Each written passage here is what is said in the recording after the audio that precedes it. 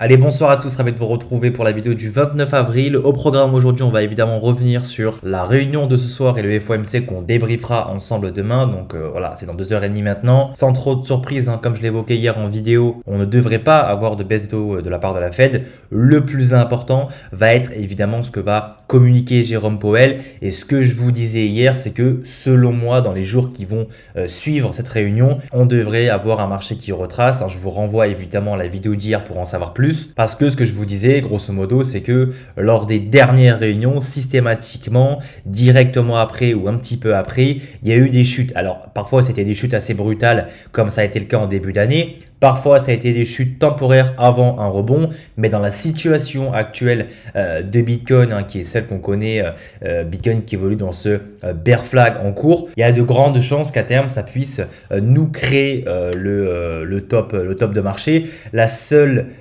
chose qui m'embête un petit peu par rapport à ça, c'est que comme je l'ai évoqué hier en vidéo, donc pensez vraiment à vous abonner pour avoir un rapport journalier. La seule chose qui me dérange, c'est le fait que les points hauts ici ne soient pas assez clean. Voilà. Selon moi, c'est pas comme ça qu'on pose des points hauts. Et selon moi aussi, si on dézoome maintenant, ce n'est pas comme ça qu'on pose des bottoms à 60 000 $. Donc, est-ce que la Fed va être le catalyseur final pour accélérer à la baisse et récupérer le niveau bas des 59 824 $? On aura peut-être une réponse, en tout cas un début de réponse dans les prochains jours. La vraie validation, ce sera le fait de venir breaker ce bear flag, donc aux alentours des 70 000 $. Rappelons que lorsqu'on avait fait cette même chose à l'époque en début d'année, ça avait précipité le cours ensuite à la baisse. Une chute donc catalysée par tous les stop loss qui sont ici, toutes les liquidités à récupérer. Les stop loss des acheteurs, lorsqu'ils sont récupérés, sont vendus. Donc ça catalyse vraiment une grosse baisse. Passons dorénavant sur le 1 heure. Alors comme vous le voyez ici, j'ai pris une position actuellement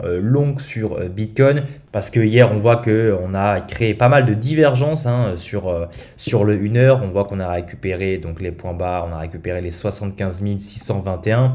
Dans le même temps, le RSI était plutôt pas mal. Ça s'est plutôt bien réveillé. Alors malheureusement, aujourd'hui, ça retrace un petit peu. Je pense que c'est la volatilité qu'on doit attendre en amont du FOMC.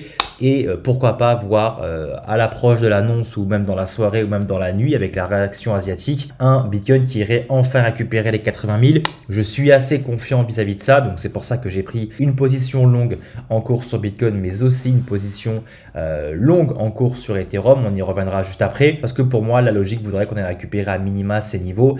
C'est aussi pour ça que je garde actuellement mes positions spot. Ce que j'aimerais voir pour définitivement sortir du marché avant le cataclysme, c'est d'aller récupérer ces niveaux-là, avoir un fort rejet, réintégrer, et à ce moment-là, je me dirais, ok, c'est bon, le jeu n'en vaut plus la chandelle, je préfère sortir avant que tout se précipite à la baisse. Avant ça, je voulais vous parler du concours pour les 8 ans de BingX. Donc, pour ceux qui souhaiteront avoir accès aux signaux de trading, il faudra passer du coup par un lien affilié, soit BingX, soit notre exchange. On est en train de voir avec qui on va pouvoir bosser. Mais sachez que si vous voulez vous inscrire sur BingX, vous avez premièrement mon lien en commentaire et description. Vous avez tout qui est disponible, le spot, les futures. Et pour ceux qui traitent les futures, justement en ce moment, il y a une compétition de trading. Donc j'ai créé mon équipe et vous voyez qu'il y a des lots qui sont assez intéressants à les récupérer.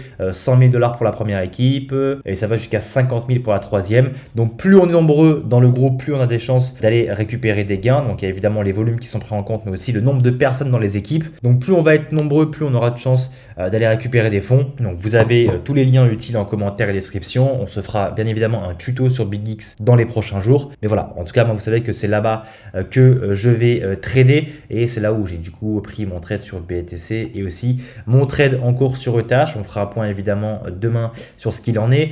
ETH à court terme, si on prend donc premièrement le daily, voilà, là aussi j'ai un peu de mal à penser qu'on a eu le point haut ici à 2464, tout simplement parce que c'est venu réconforter un niveau de liquidité qui se situe, si j'arrive à réussir à trouver ce que je veux, décidément non, vous voyez que ce niveau-là n'a pas été récupéré, a même été conforté par cette mèche. Donc j'aimerais bien voir un ETH qui va récupérer ses niveaux avant de lui aussi se précipiter à la baisse, parce que ce qu'on n'oublie pas, c'est qu'il y a énormément de cash aussi à venir récupérer sur les points bas et qu'on évolue dans là aussi ce qu'on appelle un bear flag, donc une figure de continuation baissière. Ça tombe bien, on est en bear market, c'est ce qu'on cherche pour bien rentrer sur le marché et pas se faire piéger par de plus amples corrections.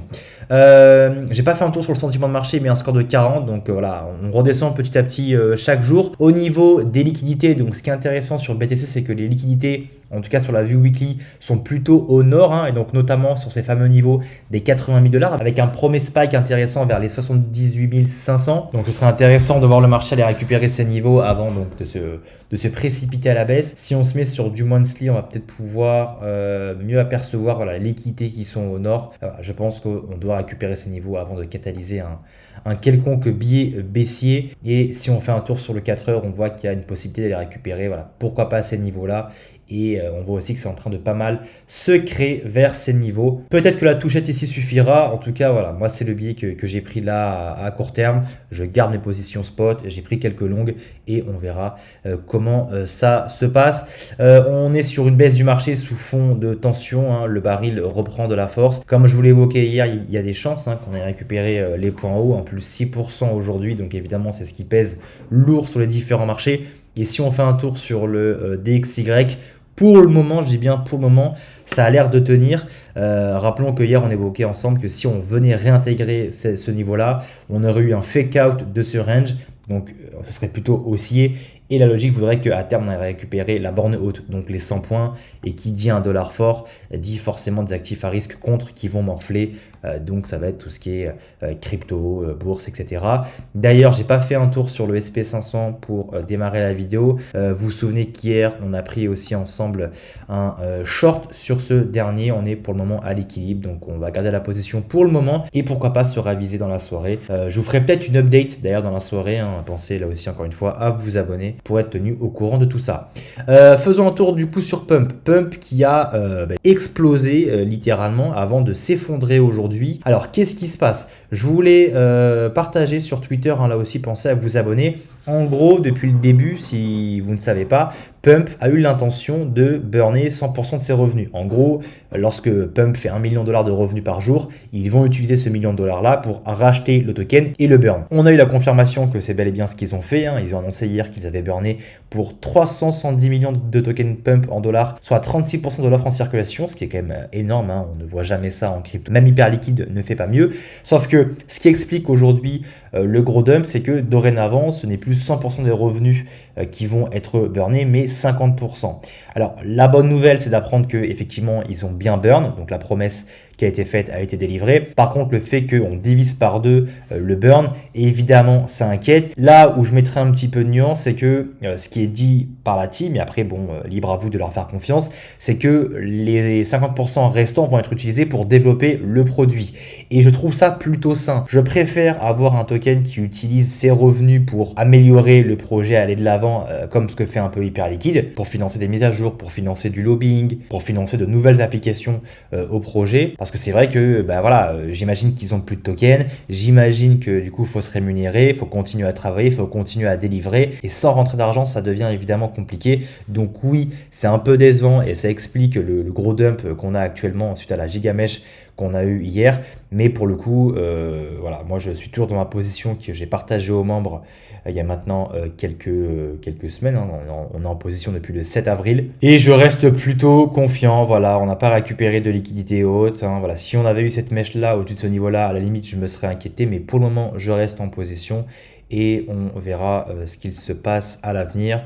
Sur le 4 heures, il n'y a pas eu de divergence, il n'y a pas eu de distribution assez flagrante. Alors peut-être celle-ci ici, mais vous voyez que depuis, on a bien chuté et on a récupéré les niveaux bas. D'ailleurs ici, on peut le voir sur le 4 heures, on avait des points bas de plus en plus bas, tac, et ça n'a pas été suivi au niveau du RSI, donc ça c'était un premier signal qui était intéressant en amont de la news. Maintenant je pense qu'on digère, on va récupérer les niveaux pour pourquoi pas réaccumuler et repartir. En tout cas moi je reste tranquillement en position, en vous rappelant que si vous voulez avoir accès au groupe privé, c'est via aussi le lien en commentaire et description. Donc nous on se donne rendez-vous sûrement ce soir après le FOMC pour réagir à ce qui a été dit et annoncé par Jérôme Powell. Sinon, on se retrouve demain sans faute. Pensez bien sûr avant de partir à liker, à vous abonner. Et moi, je vous dis à plus. Bye bye.